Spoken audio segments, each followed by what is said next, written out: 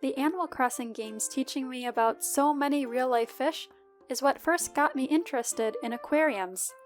Recently, I was able to attend Yokohama Hakkejima Sea Paradise's Animal Crossing New Horizons event, which allowed me to explore both of these even deeper, and I wanted to share with you a bit about my experience. I've been to a number of aquariums in Japan, but it was my first time at Sea Paradise, despite it being not too far from Yokohama. It has a number of attractions besides the aquarium, making it pretty large. And it's located right on the sea, which offered some great scenery. In the outside section, they were actually playing the New Horizons title song over the speakers, which made me feel immersed immediately.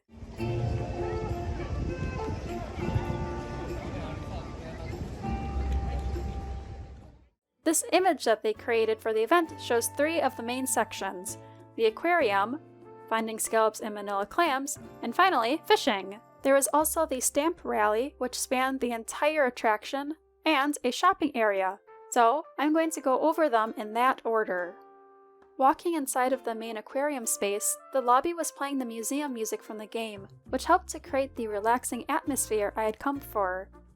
The main appeal to this part was panels that were hung up next to tanks that had creatures from Animal Crossing, with Blather's explanation, as well as a unique message from Hakkejima's island representative. In total, there were over 100 of these panels, and I liked knowing right away if what I was seeing was, in fact, a fish from Animal Crossing, since that's always what I try to figure out when I'm at an aquarium anyways. In the Stamp Rally book, which I'll be going over later, they actually marked each of the specimen that had one of these special explanations. One thing I really liked overall about this event is that it had a lot of fun things to find, like turn the corner and bam, Gulliver's dead. Wasn't expecting that. Besides the main aquariums, there was also some aquariums with fish right next to the water outside, for whatever reason. So close and yet so far. Next, let's talk briefly about the scalp and Manila clam part of the day. To be honest, I didn't spend too much time on either of these parts, but I could enjoy the open atmosphere of the park here, which is pretty nice. For the scallop area, there were a few sea creatures you could interact with in the water, and you could also try to find a scallop in order to retrieve a sticker from the staff.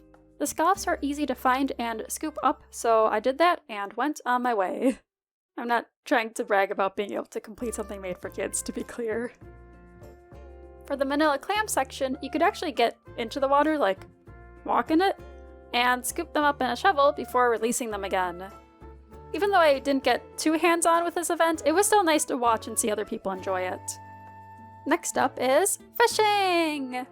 I was pretty excited to be able to experience whatever this girl's feeling. I originally had tried to sign up for CJ's fishing tourney, but you had to reserve the tickets for it online ahead of time, and I actually did put them in my cart, but then I waited like an hour or two, and all the spots were booked for the entire day, and so I thought about canceling it, but I had already planned to go that day and didn't want to back out, especially since, my friend was going with, so... However, luckily, I was able to get most of what CJ's event has anyways through the regular fishing that Sea Paradise also offers. Depending on the day, they have different fish, and I had the chance to catch some horse mackerel.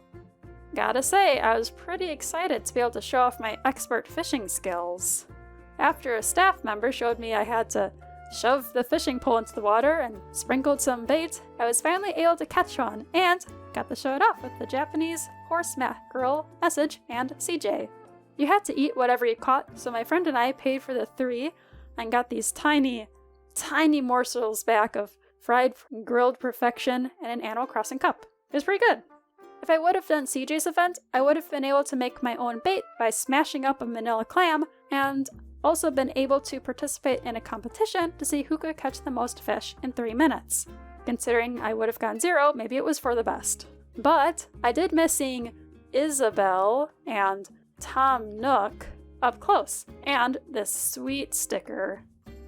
Moving on, as I mentioned in my video about aspects of Japanese culture you might not have noticed in Animal Crossing games, stamp rallies are popular at Japanese events, so its presence here was most likely due to this rather than it being a nod to the game. But that didn't make it any less enjoyable. I got this booklet I mentioned earlier, which is mainly intended for getting the stamps, but has some other cool things. On the first page, you can make your profile, like in the game, and also put in the date you visited Hakkejima. The next page shows off all of the different parts of the event to enjoy using screenshots from the game. They also made an in-game Hakkejima, or Hakke Island. Get it?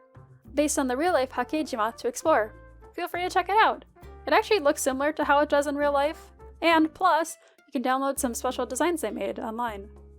On the map of Hakkejima, they have the locations of the different areas, and also where each of the stamps are.